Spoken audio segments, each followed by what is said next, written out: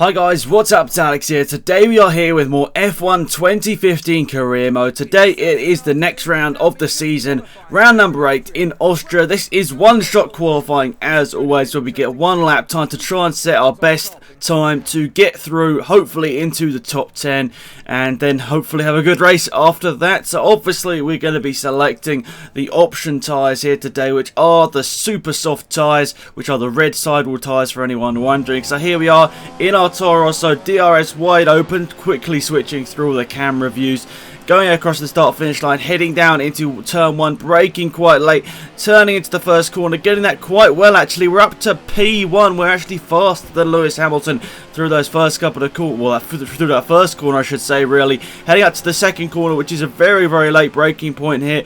Trying to get it turned in. We just about hit the apex there, even though we're locking up, as you probably hear. I think the rear tyres are actually locking up quite a bit into that turn here through the DRS zone. This is where you'd expect the Mercedes to be a bit closer to us, but actually surprisingly they're not really that close through there, or not as fast I should say through there as I'd expected. We actually keep the lead through there, and now we're at halfway through this lap, just about to go through the second sector split here, and we're still currently leading. So this is pretty amazing here for us in our Toro Rosso. Across that second sector split there, we are ahead of Lewis Hamilton through there. We're purple through the first two sectors here. Now we only have, I think, was it 2 corners to go here, so we've got to try and make sure we get these perfect. So penultimate turn, oh, we messed that one up quite badly. We run a little bit wide, surprisingly. No corner cut or anything there. We run a bit wider, down to P2, P3 now as we head up to the start finish line. DRS wide open, but we can't match the Mercedes in a straight line race there. So we qualify P3 for the Austrian Grand Prix. Pretty happy with that.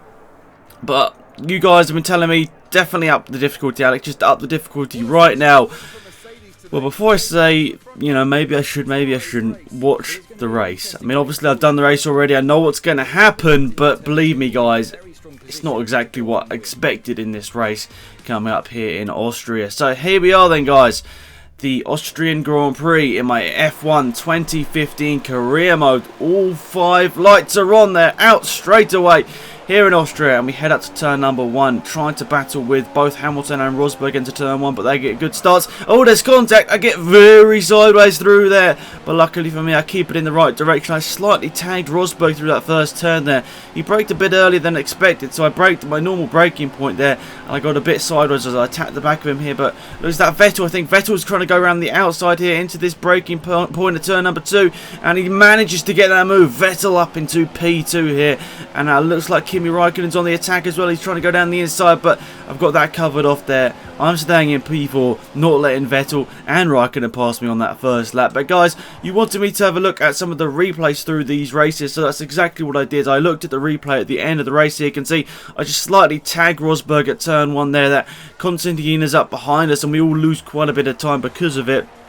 But it looks like actually 2 by 2 for everyone behind. They're all running side by side with each other here as we head up to turn number 2 here. You can see Vettel just going around the outside here. He braked a little bit later than me, and obviously I'm on the apex of the corner. I jumped across the curb. I was just never going to get as good traction coming out the corner as the AI through there, but luckily I just got good enough traction to stay ahead of Raikkonen. But you can see towards the end of this first lap, now we're just skipping back to the live race footage here. Vettel isn't actually jumping away as quickly as I might have thought. I mean, it's only a couple of corners since he overtook us, but I thought he might be really fast, but he isn't a huge amount faster than us here, so we can sort of keep up with him through some of these corners here. Obviously this last 2 corners on the track was where I was losing the time in the qualifying, because I made the mistake through this corner right here. This is where I lost all the time, but you can see through there that time pretty much matching Vettel through that last couple of corners there. So that's showing, guys, I do sort of have decent race pace here, or at least on this first lap it looks like as well. Decent pace in these first lap or so. So that is definitely looking good for the race. But we're staying with Vettel through turn number 1, running ever so slightly wide through there. Now down this back straight here, we're up in the slipstream of Sebastian Vettel, sort of. Anyway, into the braking zone at turn number 2. We're going to look for a move down the inside. Yes, we do, but we brake way too late there. We braked at about the 50-meter board through there. That is just way too late to try and making a move there on Sebastian Vettel, so we lose that position.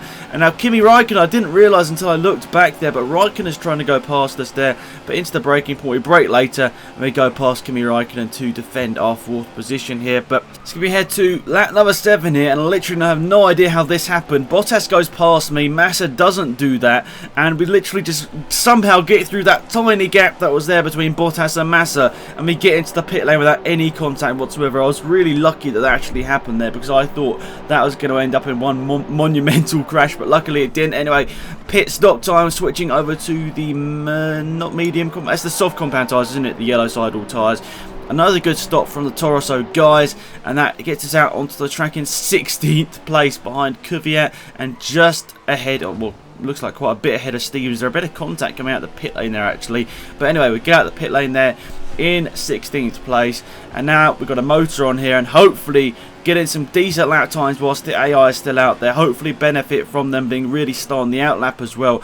That's the aim. But anyway, let's move ahead to lap number 10. I think, no, lap number 9 we're skipping ahead to here. You can see we're catching up to Kvyat and that whole bunch that haven't actually stopped yet.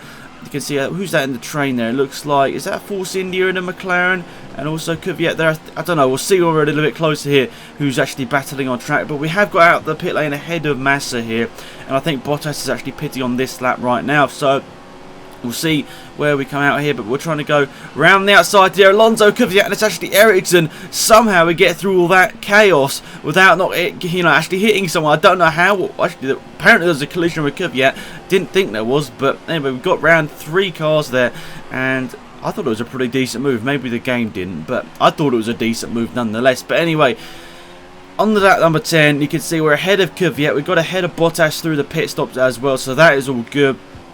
But then skipping to lap number 11 here as we go to cross the start-finish line. Lewis Hamilton, what are you doing, mate? You're pitting for a second time. Why are you doing that? I literally have no idea. But Lewis Hamilton pits for a second time in this race, guys. He was leading this race before this happened, and then he decided to pit for a second time. I have no idea what he was doing there. But anyway, guys, this is actually a replay camera here, because basically through the next 1.5 to 3 laps, I had to use quite a lot of flashbacks to just see what was happening, and I didn't think it was very nice to watch. So basically we're looking at all of this from the replay camera here.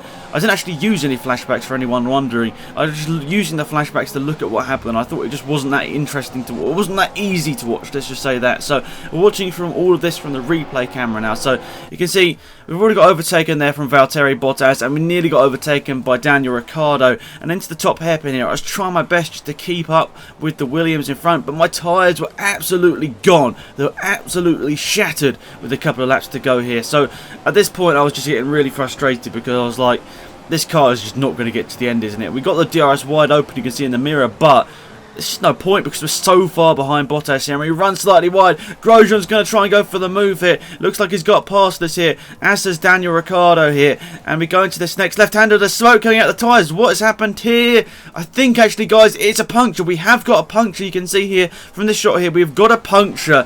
What has happened here? So we turn into this left-hand. What? The tyre just lets go. What the hell? The tyre just lets go in the middle of the corner and explodes, and we've got to come into the pits. That is just silly. Has that ever happened in real life? I don't know, but never seen that happen in a Formula 1 game before. Just going through a left-hander. My tyres are worn, yes, but the tyres just explode. I mean, I drove, I did one stop, one lap earlier on my first stop. I did not expect that to happen, so we're going slowly into the pit lane here. So basically, I was talking about the flashbacks. I rewinded that quite a bit to just see what on earth was happening there, but I still can't understand. My tyre just let go in the middle of a left-hander there, and it's just really weird. So anyway, going to the pit lane, guys, literally nothing we can do here because we're outside the points at this point. We're down to P11. I think someone overtakes us for P12, 13 and 14 as we go out the pit lane as well. We'll see. We'll cut back to the live footage in a second here, but we're going out the pit lane here. I thought, what a disaster. We were running in 3rd position, and it was just ended up in like a big disaster, didn't it? Anyway, coming out the pit lane here, because he was skipped back to the real footage there. Did you like that? Can you see? Was there a difference? Was there a cut? I'm not too sure. I thought I edited that perfectly, but maybe it was slightly wrong. I don't know. But anyway, we're in P15 now. It's behind Will Stevens, of all people. What a legend. Anyway, we've got Maldonado just in front of him, showing he's having quite a bad race. Or maybe the fact that quite a lot of cars have 2 stopped, and Stevens, the master strategist, has actually only stopped once and somehow saving those tyres. I'm not too sure, but down the inside of Stevens, sorry mate, we're going for it. We're going for it on this last lap of the race. I was just going for every single overtake I could on this last lap. It was only 2 cars that I went for overtakes on, him and Maldonado in a second here, but you know, I had to go for overtakes just because I felt, you know, I got something out of this race and you guys weren't just watching a boring race. But anyway, we go past Maldonado and then run out of fuel. Perfect timing from the Toro Rosso lads. I put it down to the lean fuel mixture for the last 2 laps, but somehow still ran out of fuel, even though they said I was at, I think on lap number, I think it was lap number 7 or lap number 8, they said I had like 75% fuel left.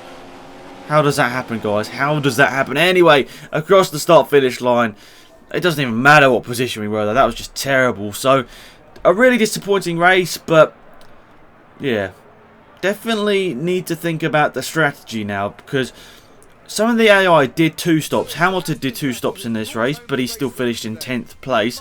Not sure what happened there, but yeah, you can see AI had penalties as well. Who had them?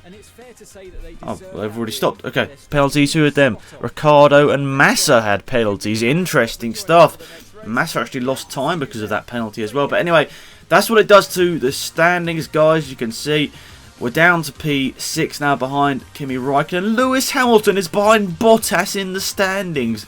This career mode just doesn't make any sense right now. And Ferrari have got ahead of Mercedes in the Constructors' Championship. Anyway, guys, tune in maybe later today for another career mode video. It's been Alex about here. Goodbye.